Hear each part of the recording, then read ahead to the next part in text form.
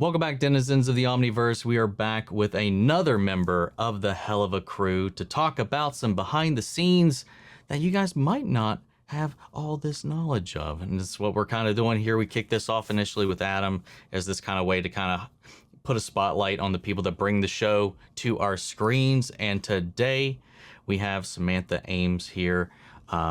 And they are a storyboard artist on the team, amongst very many other things. But we've kind of went through the pipeline, and I wanted to get some of the works on board. So here we are. So Samantha, take it away. Introduce yourself. Tell us a little bit about yourself. What got you to this point? And yeah. Cool. Thank you so much for having me. Well, my name is Samantha Ames, but a lot of people know me as Ames because there's literally a lot of Sams within the studios. A little bit about myself is I wanted to pursue animation since at a very young age, at 6 years old, I believe. It was when I watched the bonus feature for the Stallion of Cimarron film, and James Baxter did a demonstration on how to draw horses. And it was a combination of me realizing, oh, these horses aren't real. Bummer. But also like, hey, I love drawing and I love these movies and people do this for work wise. Awesome. I want to do that. So it started off there and I would do a little flip note animation stuff on my notebooks like a lot of people have in the past. But I haven't officially started animating until I enrolled in college in 2019. And I had met Viv personally at a small convention in Anaheim, excuse me, about like a year later, almost 2 years later. And Mhm. she had seen my fan art before. And we talked to just hanging out for the day and getting to know each other as people. And then she mentioned that she knew some of my professors at the college that I attended. And she asked me about, animation stuff. And I showed her some of the things I was working on for class that I had posted on my Instagram. And I told her I was really getting invested in storyboarding because I also was introduced about storyboarding in college. And she told me, do you have a Twitter? Because we're wrapping up stuff for the Hazbin pilot, but I'm working on something on the side and I would like you to apply for it.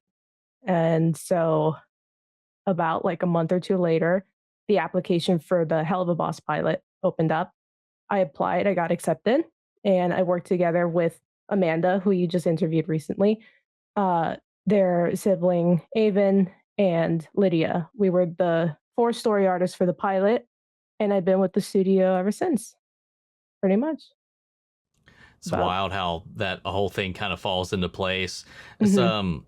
something I've noticed a lot about this, not just the community aspect of Spindle, but like how so much of that it becomes like such a feedback loop almost, and like the Mhm. kind of relationship that they create with the audience to a point where I've met a lot of fan artists who are now, whether it's not they're working on the show doing cleanup animation boards, or making or helping design the merch as Yeah. well.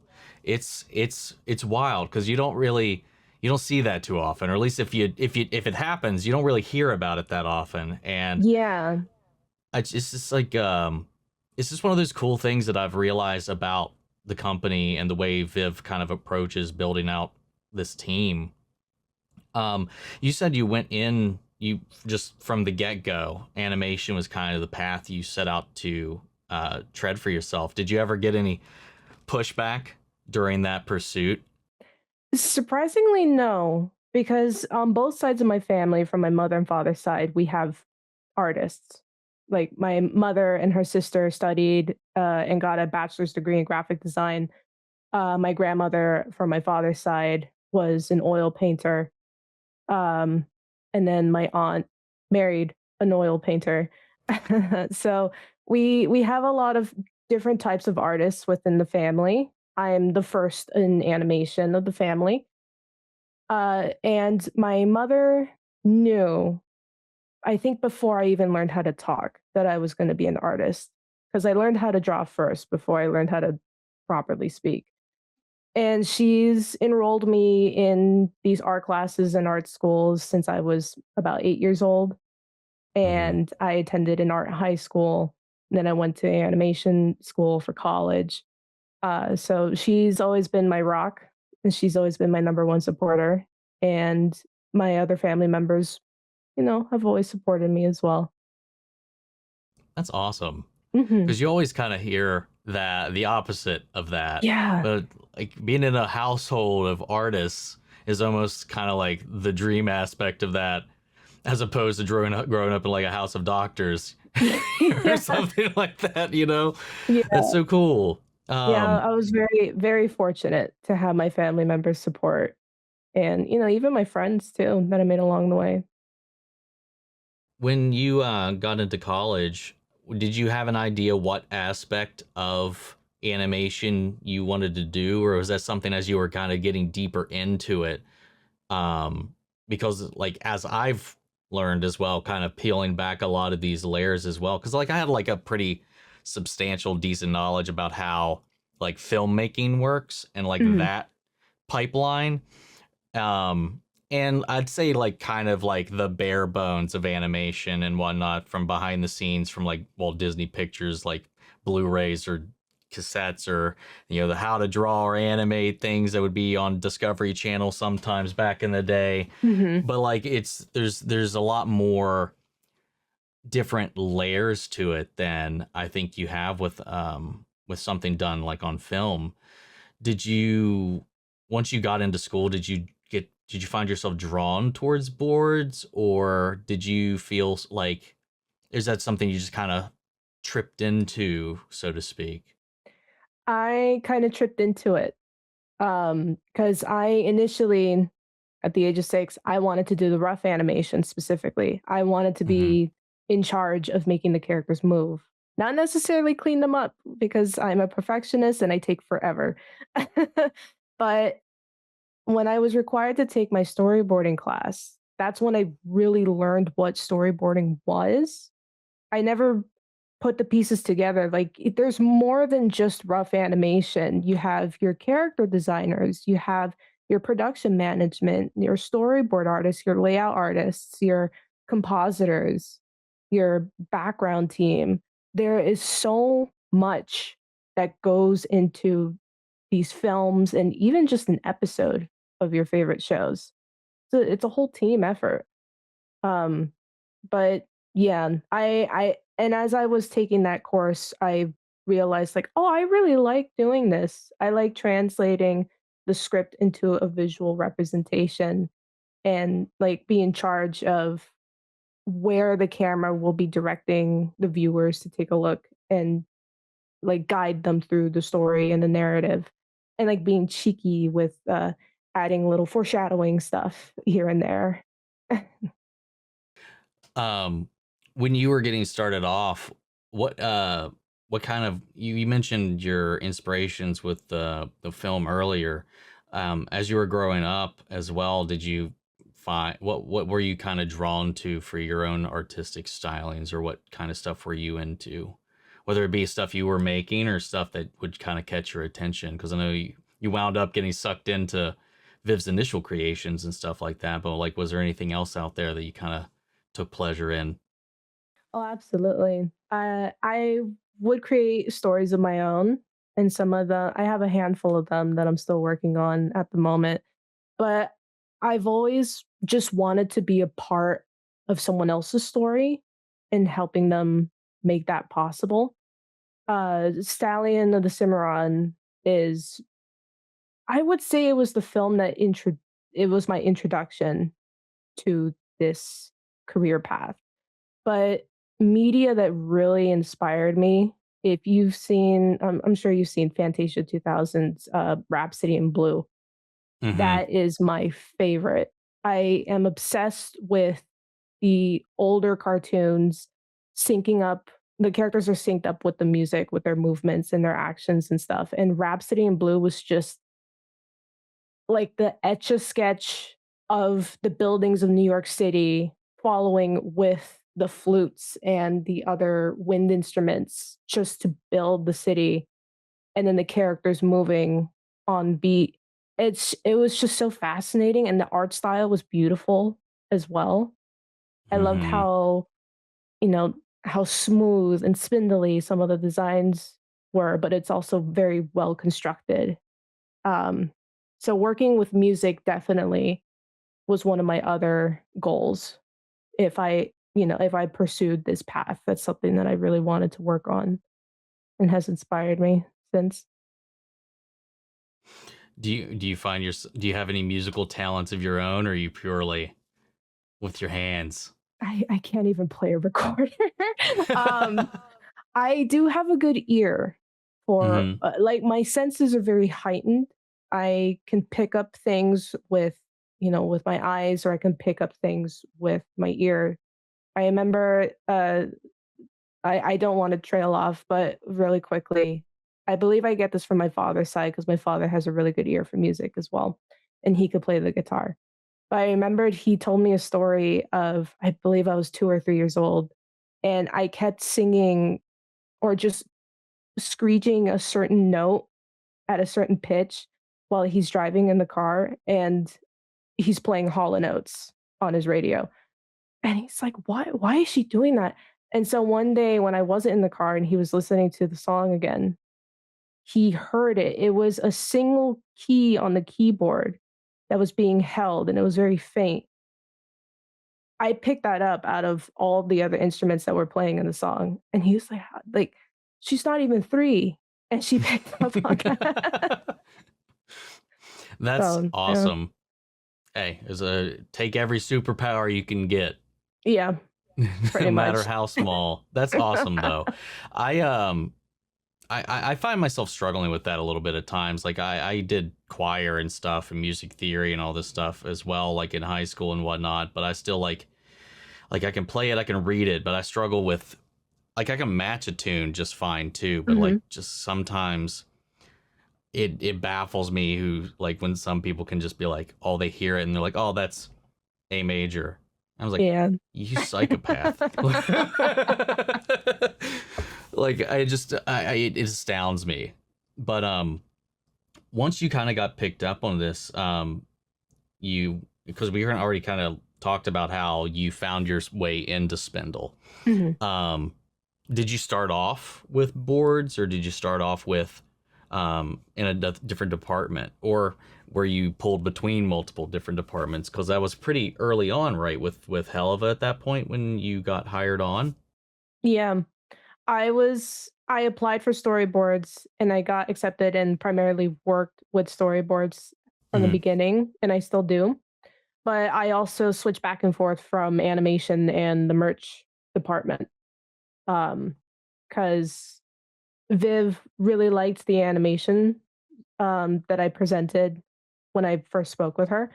So I didn't, fortunately, I didn't have to apply for that. She just told me, if you want to animate and you have time, just, reach out to Mel or someone Hmm. else and they'll give you an assignment.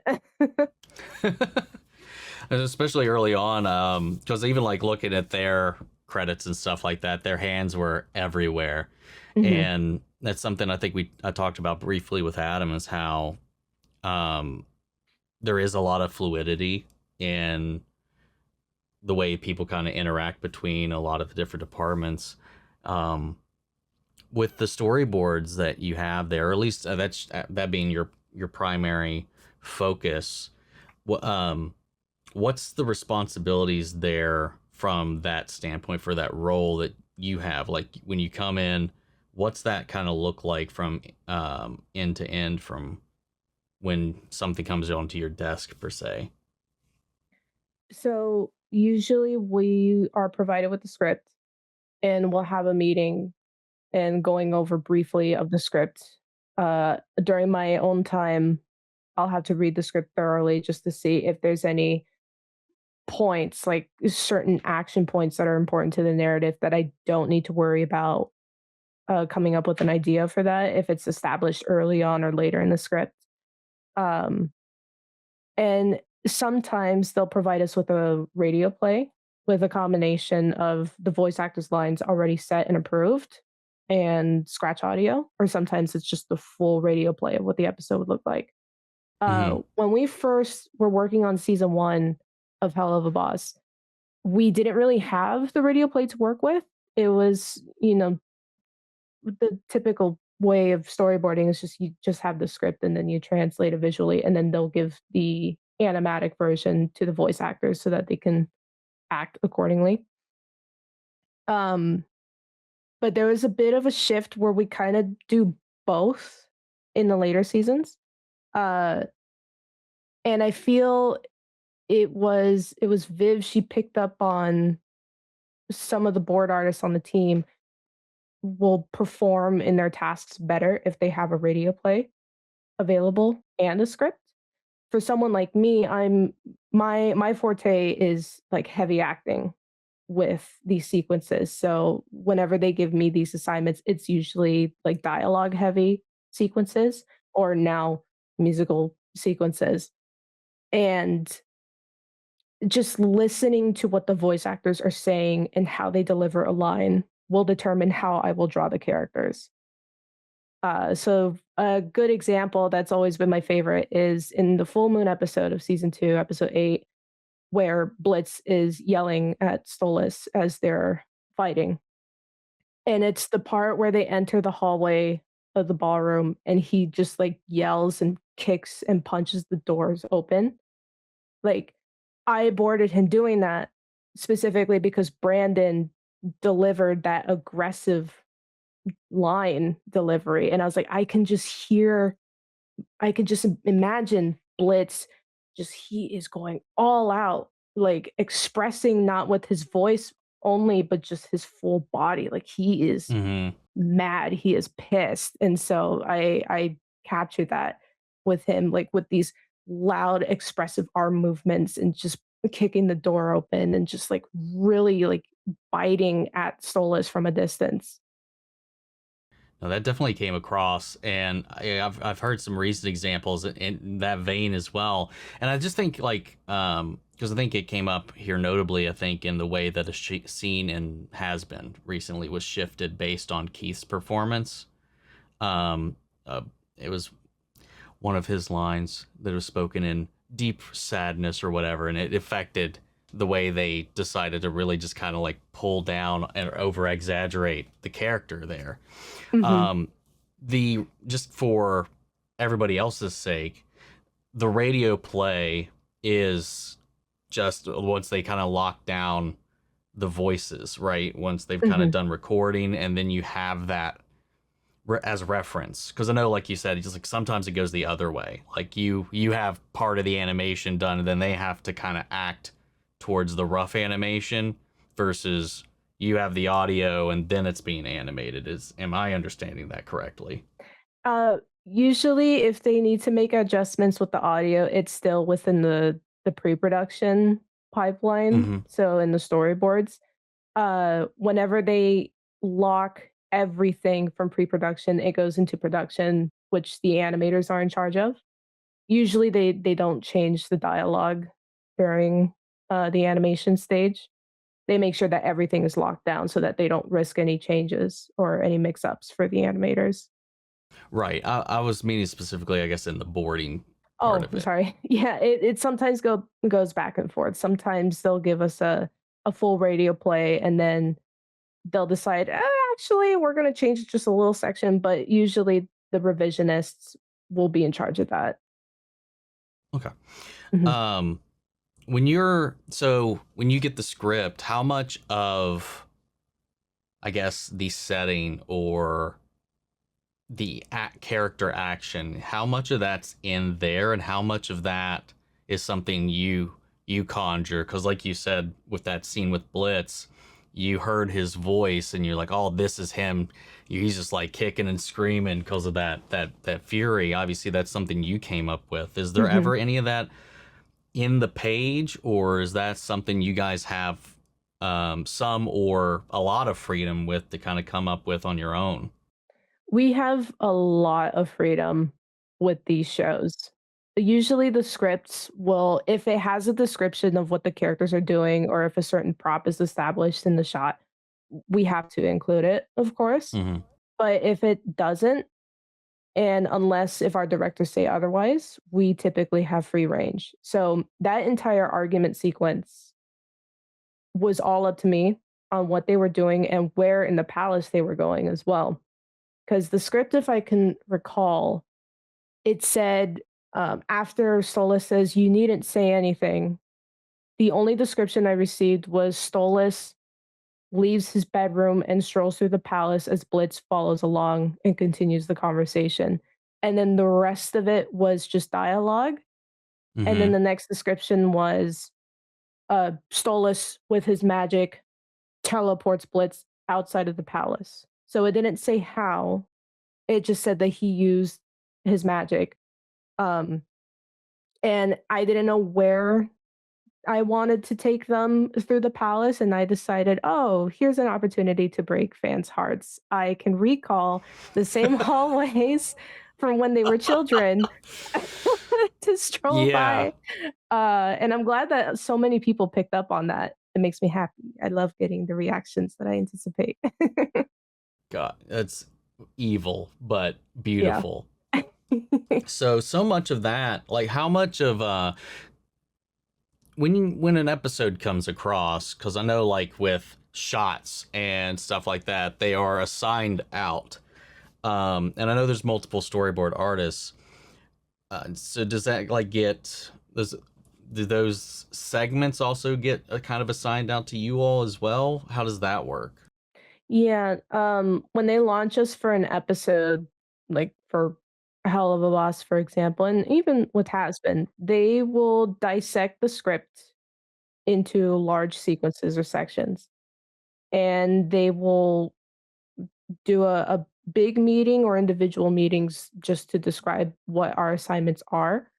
Hmm. And we also will work together with the board artists to make sure that the continuity works seamlessly. We'll communicate with each other to see, like, my sequence ends this way.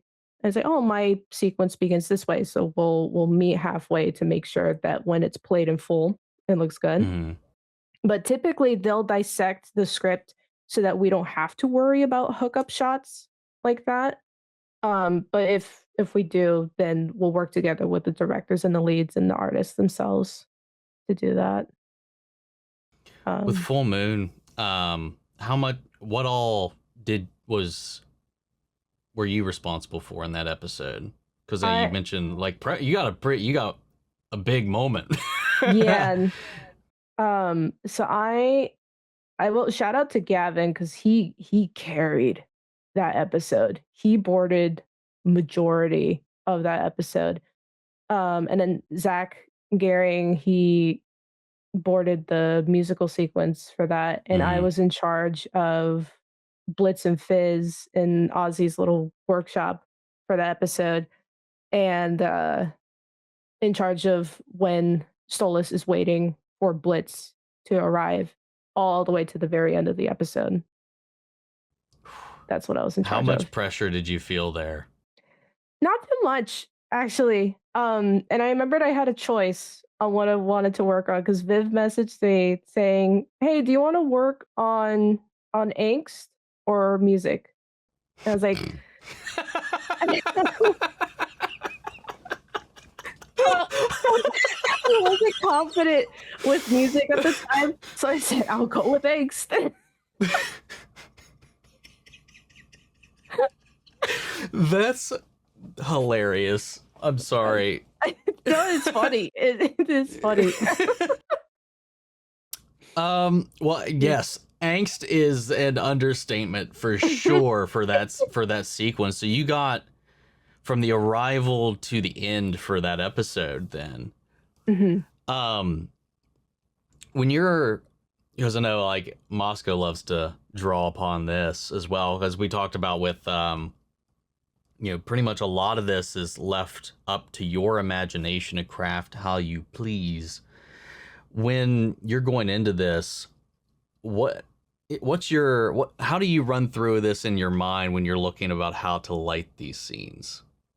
and how that the storytelling and the lighting and the scenes also kind of play this little dance together.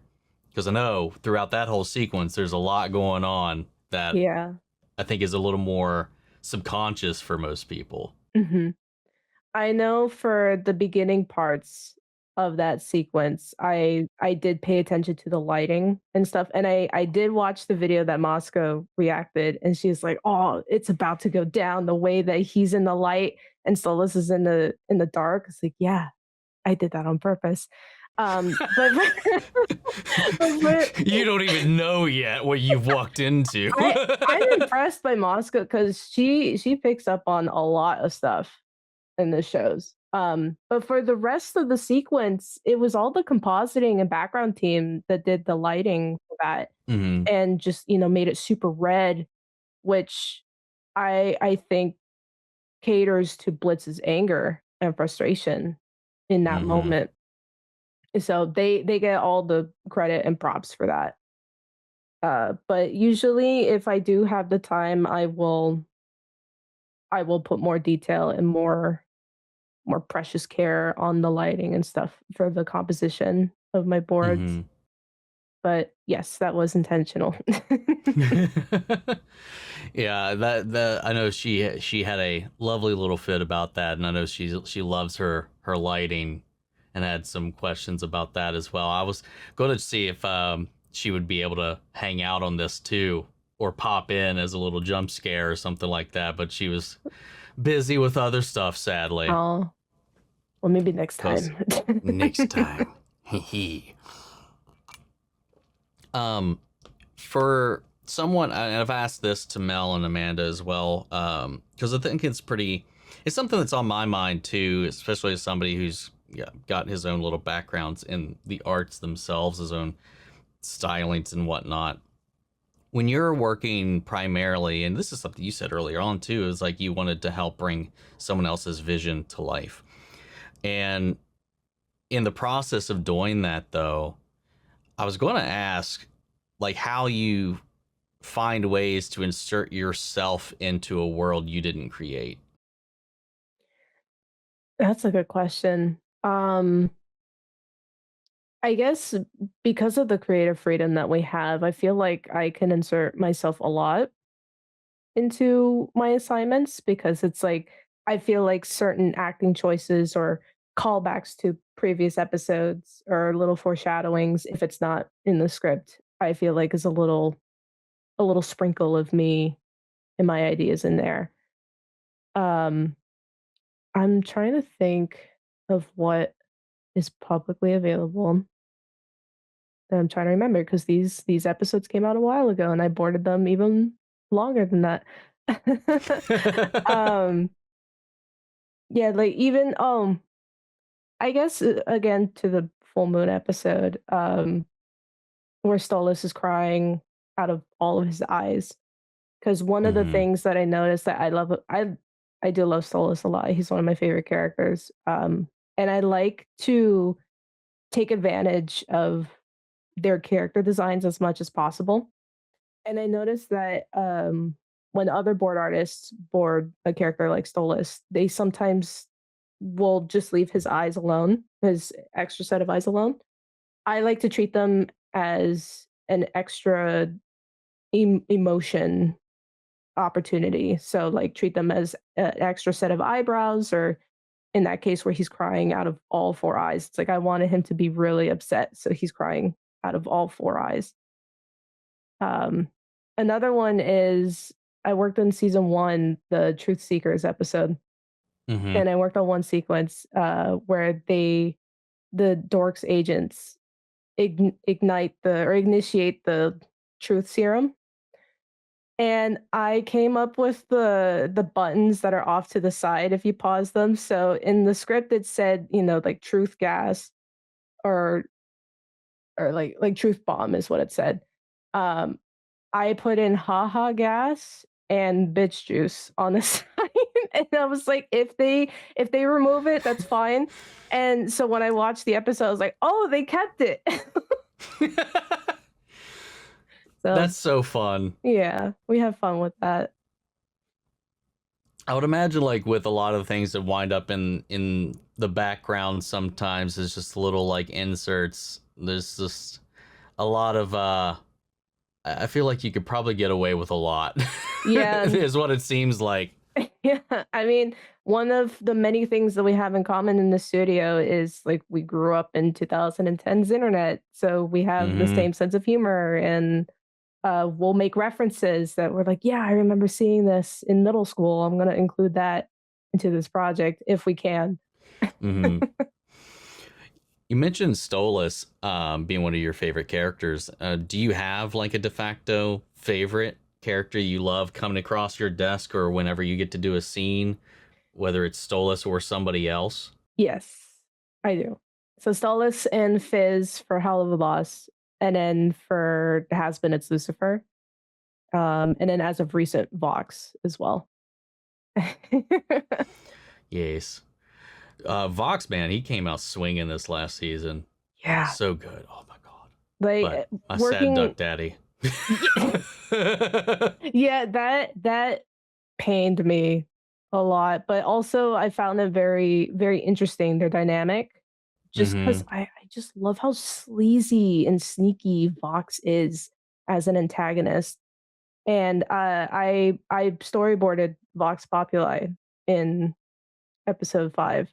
So, playing with their dynamic was a lot of Hmm. fun, and I had a lot of creative freedom with that song as well. I think, like, 95% of it was just my own ideas on what to do, Did for their you do that performance. whole song? Yeah.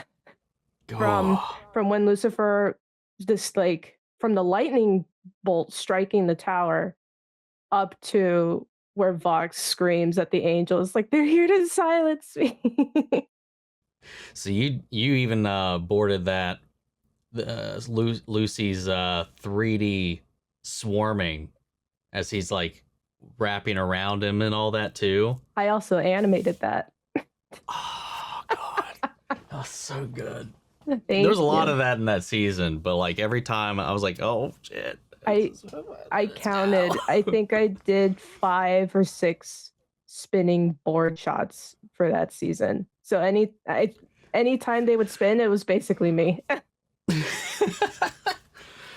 Yeah, that stuff's crazy, and I think like for anybody that doesn't really know 2D animation all that well, those are some insane undertakings to bring to life because there's Yeah, so much room for error, yeah, and they were so clean.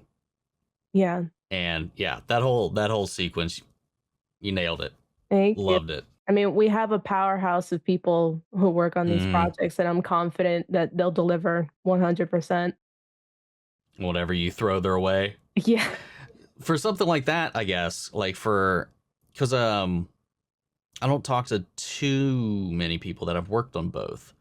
But for that, from the boarding aspect of it, for something like for Helluva, there's like I feel like just the show itself is a lot more open and malleable because the story itself is also a little more open and malleable. Mhm, With Hasbin, if it feels like we're on a destination, we have a purpose and a point. This is our story.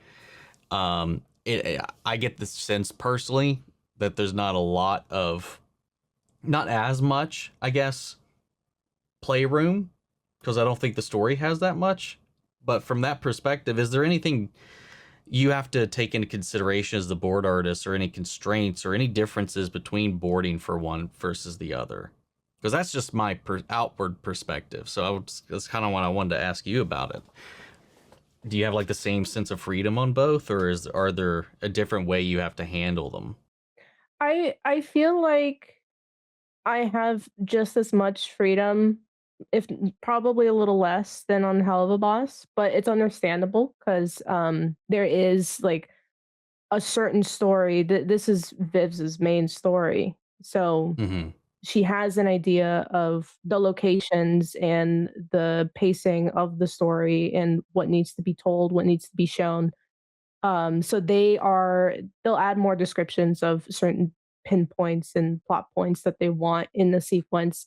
and they will provide us with visual development, concept art, or like official polished art of said locations. So like Vox Populi, Hmm. they presented us with what the stage was going to look like and where Okay. Shockwave the shark was going to be, and you know, like how crowded is it going to be, little details of the screens, like do they work, do they not work, and stuff. But in terms of like Lucifer shattering the windows Hmm. and like the screens flickering, reacting to that recoil was up to me. So I do have that same amount of freedom in terms of that, but based on locations and whatnot, and sometimes on Hell of a Boss, if there isn't a pre-established location that we could reuse, Hmm. they'll either provide us with a VizDev example of the location that they want, or sometimes they'll be like, "Oh, we don't have one yet, so feel free to create one." And I do have an example whenever I do show the slide of the Just Look My Way music video. I had a lot of Okay. creative freedom with that. Oh, I could imagine for that. Yeah. That one that just like was an ethereal trip. Mhm. But before we get to that, I guess we're kind of on a similar topic I was going to talk about as well, because not just with characters that you like to play with, is there any particular settings that you like to be in? Like whether it's different rings or the Imp office, Stolas's palace, Lululand. Is there a certain place that you love to play with as far as where you get to put the characters, or is there a place you haven't really got to mess around with that you would like to? There I don't think I have a set location or setting that I prefer more over the other. I mostly am just like, you know, whatever is presented to me. If it's acting or musical sequences, I'm happy with that. I'm content with that. For characters, some of them kind of scare me to draw. Like Luna, for example, I cannot draw animal or anthropomorphic characters to save my life. So Luna definitely intimidates me. Um, I think the only times I've ever drawn her is during my break or something. they they're not the best. There are people who could draw her way better than me. I think that's kind of funny too, starting off from like that the film with the horses, and then that's still like I haven't figured this one out just yet. Yeah, exactly. um, Luda aside, is there a character you haven't gotten to work with too much that you would love to work with more? Ooh, that is a good one. I feel I'm trying to think, like, what I got a handful of characters on Hazbin. On Helluva, I've worked with Millie and Moxie for a bit, at least for the pilot. Um, and then with Truth Seekers, I worked with Moxie. I would like to work with Millie a little bit more, and with Sally Mae as well. I think those are fantastic characters. Yeah, we definitely need more Sally in our lives. And Yes, we do. I'm a Miller man. Miller time. Millie time! Our famous catchphrase. That will definitely stick around. Yeah. You mentioned a presentation that you had. Yes, I did. Let me share my screen.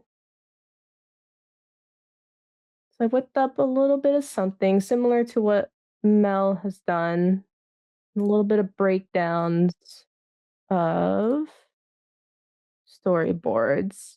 And I'm using mostly Just Look My Way as an example for these. So similar to, whoops, there we go. So similar to Mel's presentation, you know, we have examples of the storyboards, which is my responsibility. And then on to the side is what it looks like in the final episode. So there is a lot that is done to make it look as beautiful as it does on the right hand side.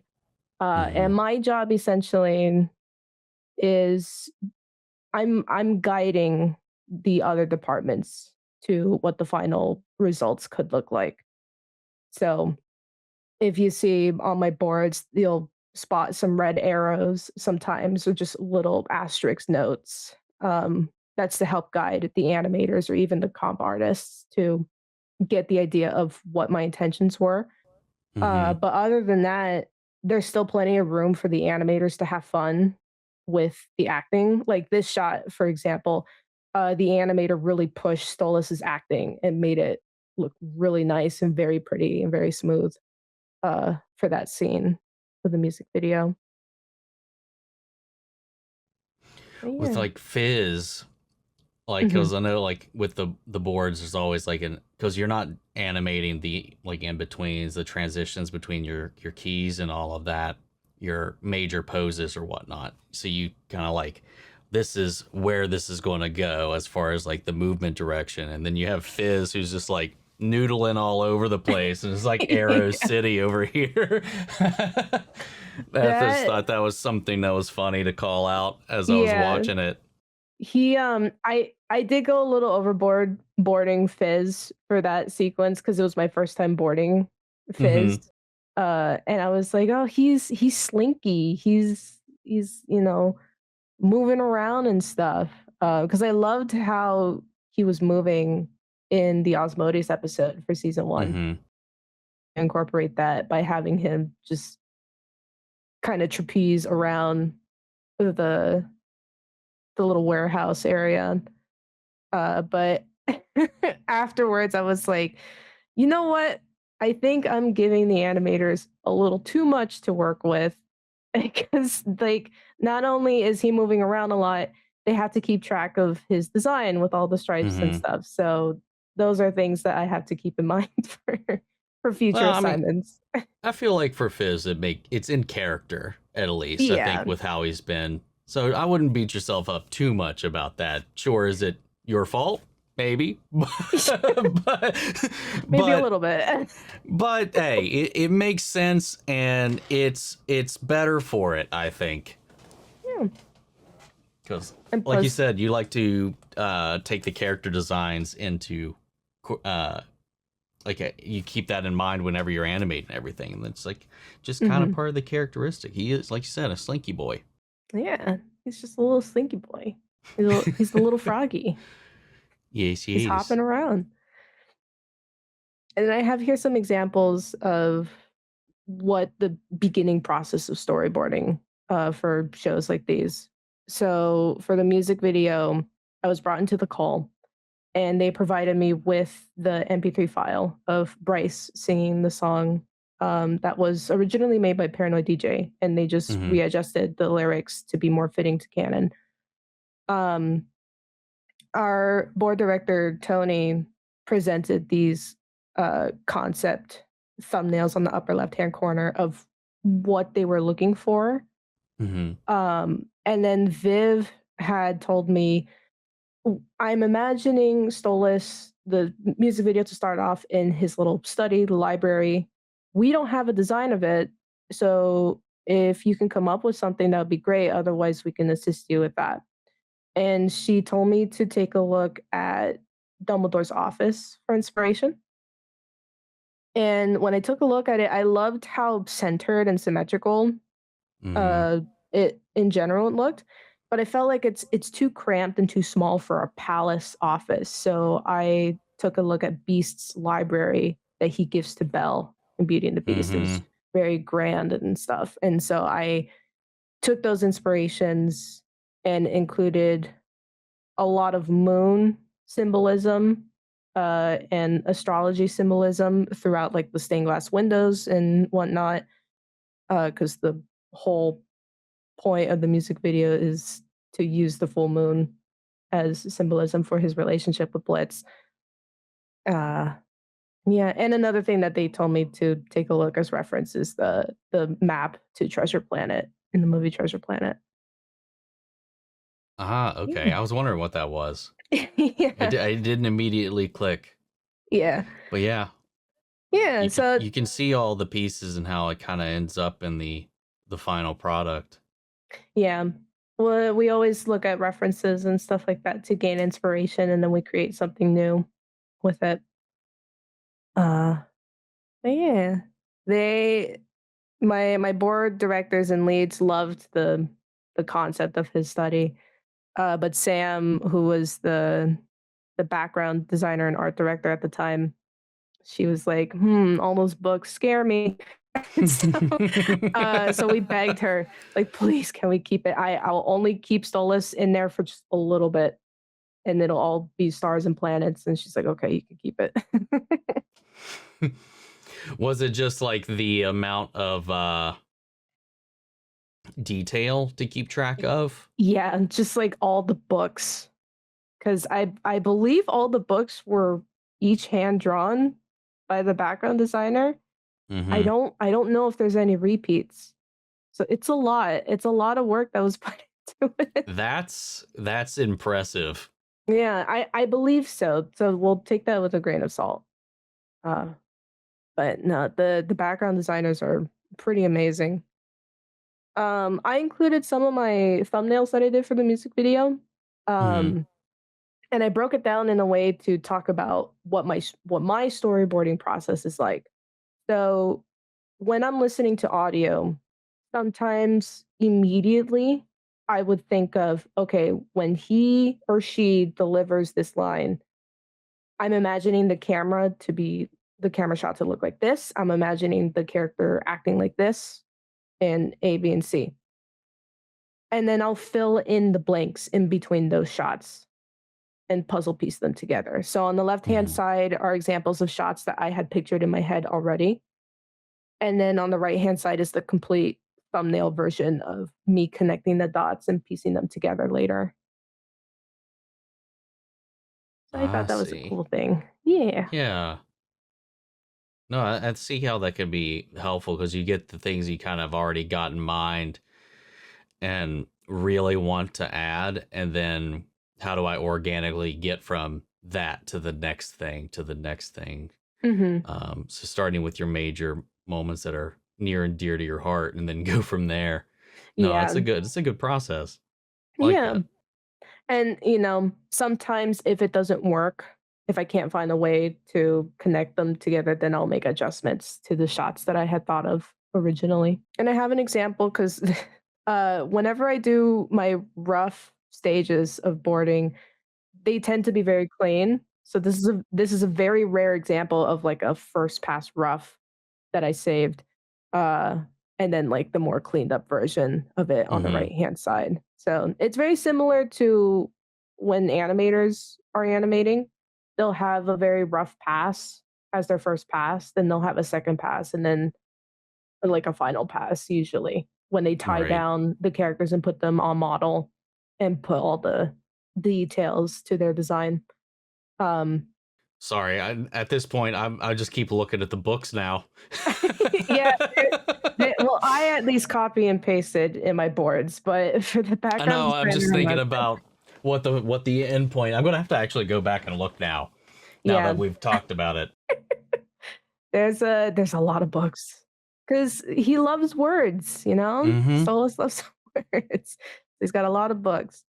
Um, a fun way to describe my storyboarding style is that I board like an animator. So I imagine as if I'm keyframing these poses, Mm-hmm. and I'll just draw it to the boards. And so here's another example, more thorough example of my thumbnails, and then like the clean pass of my boards.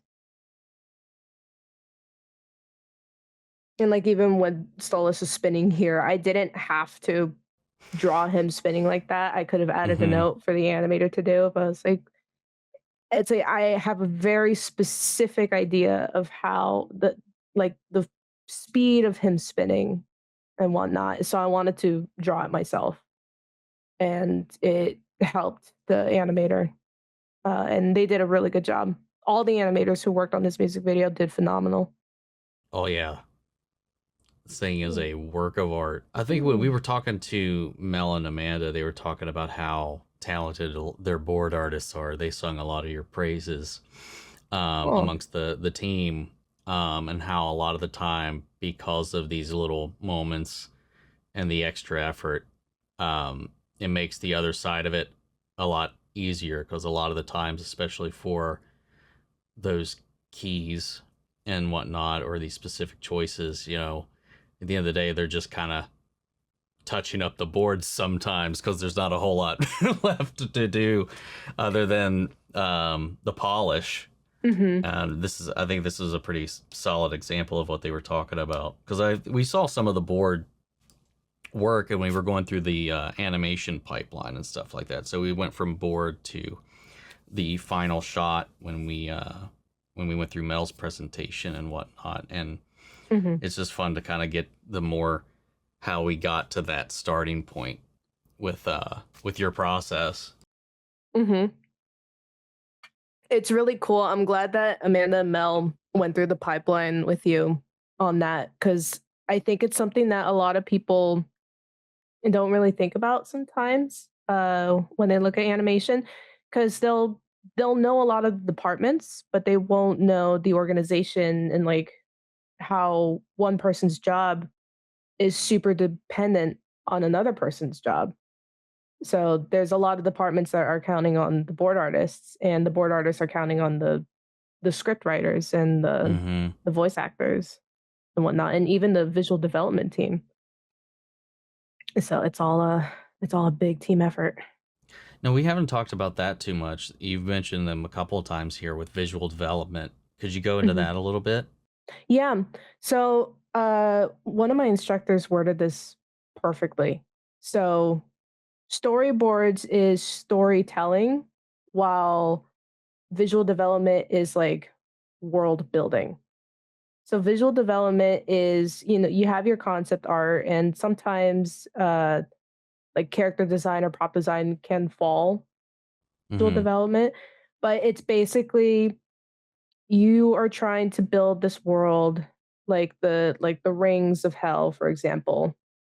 Amanda will work together with that department to make sure that everything falls in order. Like, this is what the gluttony ring looks like.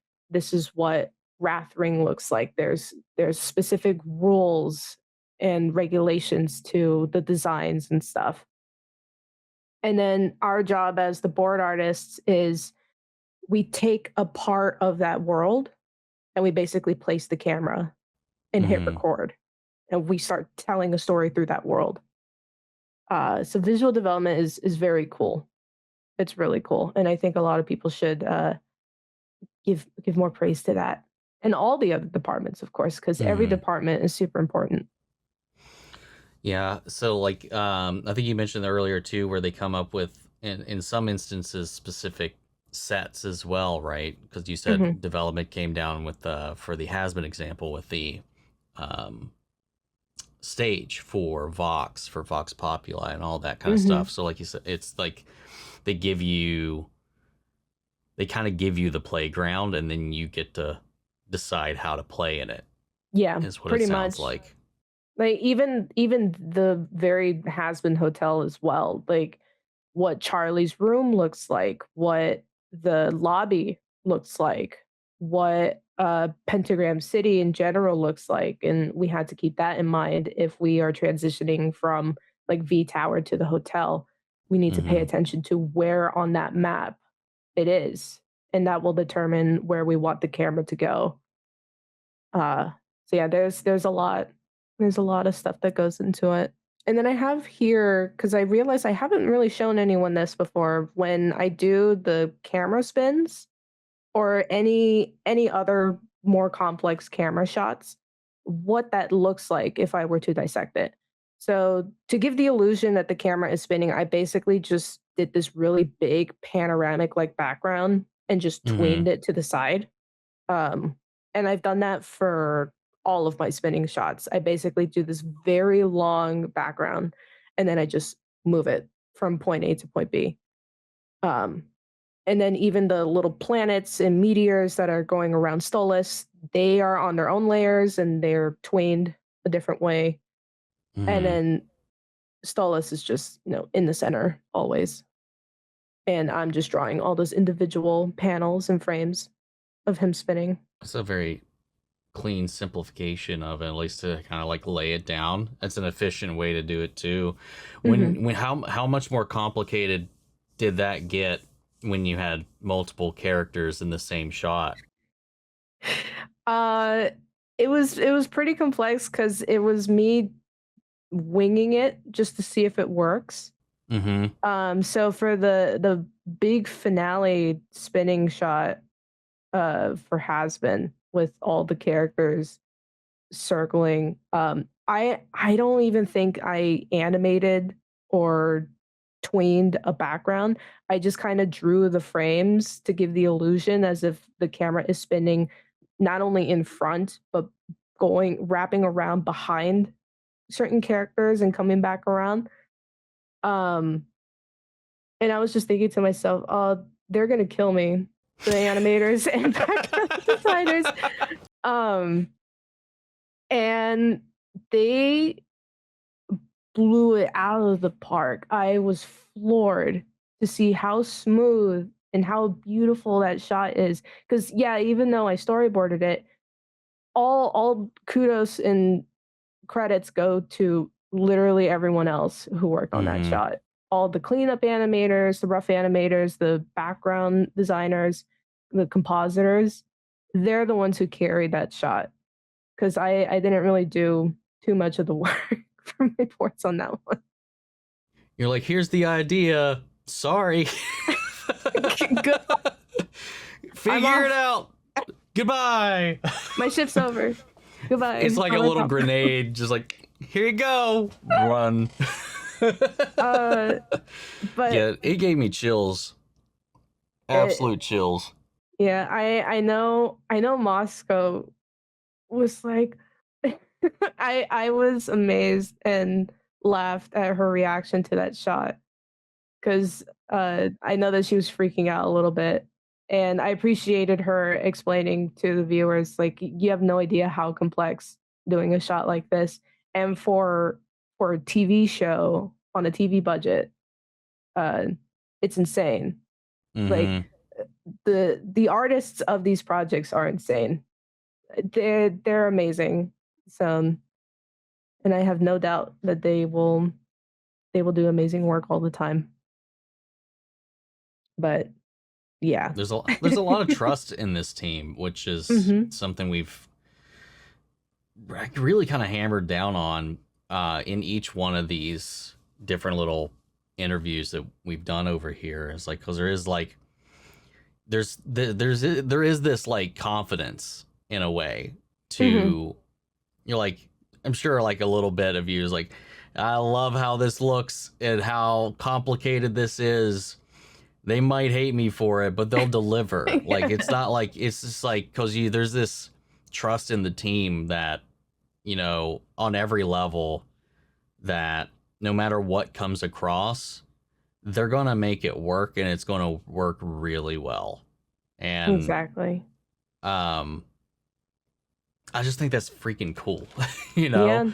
to be able to have that level of synergy in a massive production like this. Mhm. Because I've talked to 4 people out of this, and that's not even like scratching the surface of all the hands that go into bringing not just an episode but just a shot to Mhm. life, you Yeah. know and it's one of those things I try to at least remind people of um in these. It's just like there's so much that we take for granted, I think, at the end of the day, that because we get the pleasure of just kind of sitting there with the final product. It's all said and done, and we're like in and out. It's done in 20 minutes, 24 minutes, or whatever, however long the episode was. And it's just like how many people, how many hours did it take to bring this thing to life, And it's just Mhm. like yum. Yeah. You eat it up. It's like, Papa, more movie. You Hell want more yeah. movie. So No, good. it's pretty good. I have here some just couple of screenshot examples Oh, of the me. heartbreak. Yeah, me calling back to The a previous episode. just a little touch of the, I don't even know what you would call that. Is that still technically a chandelier? Yes. Okay. The fact that it's covered, just like Yeah. most of the other things, like from the paintings to even that, like how much of all of this has been kind of like hidden away. Yeah.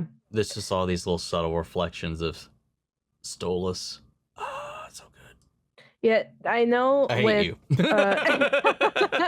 well, thank you. I think that's a compliment. The chandelier being covered was definitely Zach's idea, who's one of the other board artists. Because I had the chandelier there, and he said it'd be more dramatic if it was covered, just like the other things in his palace. Mm-hmm. I was like, "Oh, you're right. That's genius. I'm gonna do that." So, so we covered it, which is yeah, it's a nice parallel between the two. And yeah, and that's just one of many other callbacks that I've been working on. And then here this was for a different presentation slide that I did a couple months ago, but here's a fun little thing, an introduction of what pre-production means, production, and post-production. Because sometimes I've heard people mix up a bit uh, Mm-hmm. of the titles. So pre-production is basically, you know, you start with the script in the planning, and it goes all the way up to storyboards, board revisions, and yeah. And then after that, it goes into production, which is where you have your animators, your background designers and layout designers, your color scripts. Color scripts is basically, just in case if no one knows, they take the storyboards and then they kind of paint the colors on to get an idea of what the colors should look in the final results, which then gets Mm-hmm. handed off to the background designers and the comp artists so that they can use that as reference for the episode.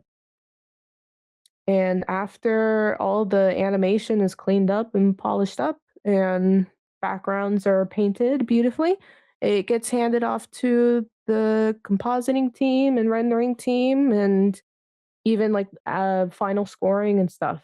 So if there isn't music, background music playing behind the dialogues, that gets taken care of towards the end. And then we'll have the merch team because usually you'll see that once an episode drops, the merch is ready to go Mm-hmm. when an episode airs. So that's usually it, they have their own pipeline and stuff, but I like to include them because they are equally as important as everyone else on the show. They fund it Yeah, in a lot of ways. exactly. One of the It, many revenue sources. yes, it pays us back. And then I have here like storyboards. Our stuff gets handed off to all these other departments. So, yay, I was there. And that's it. Well, thank you. That was a very lovely and informative presentation of the storyboard process, or your process throughout all of Yes. this. Thank you. I guess the final thing I'd have for you is there anything about your position, whether it's just your experience with working at Spindle or your position as a board artist, that you would like to shine a light on that we maybe didn't cover? I mean, we covered everything, so there's if there's anything you would hope for the audience to take away from this, or anything of that sort, what would that be? Uh, be kind to your other artists. Don't give them spinning shots. Like, um, Give them only spinning shots. That's what we've just learned today. everything is spinning. Just it takes a village. Basically, is the saying where the you have the synergy, you have the trust of your fellow artists, and not only within your department, but all the other departments. And I feel like that is super, super important to get along with the people that you work with, because you can make something amazing. I like it. Yeah. Very poster board. Motivational poster. It takes a village. But it really does. Like this I don't think it would work as well if the team didn't really like the team, you know. I think they've Yeah. done a really good job at really kind of cultivating a pretty strong environment. Mhm. But yeah, just thank you for one, just kind of answering my questions, shine a little light on your corner of the production pipeline, and thank you so much for hanging out with us. Any final thoughts before we go? Uh, join in the animation industry. It's fun.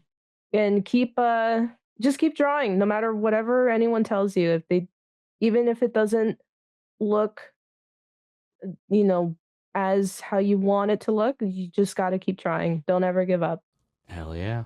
Mhm. Well, thank you, Ames, for hanging out, and we'll see where things go from here. And I'll keep my eye out for more of them spinning shots. Definitely. Definitely. I'm gonna straight. I'm I'm gonna gonna shake my fist every time. I'm gonna milk Ames! that dry for sure. Because once I figured it out, it's like, yeah, this is my one trick that I'm gonna do for the rest of my life. How can I make it spin more? Yeah, It's going in exactly. every direction. But thank you. But thank And you so much. no, of course. Thank you for being here. Thank you all for watching, and show some love. I'll have links to all of Aim's socials down below if you want to see some of their work and all that. And then just keep an eye out for more stuff. We'll see who we can hook next. And other than that, we'll be there for everything that this house churns out. So I'm excited for whatever's around the corner from you all. So thank Heck you guys yeah. for hanging out. Make sure to like, comment, subscribe, all that jazz, and I will see you guys in the next one. Take care.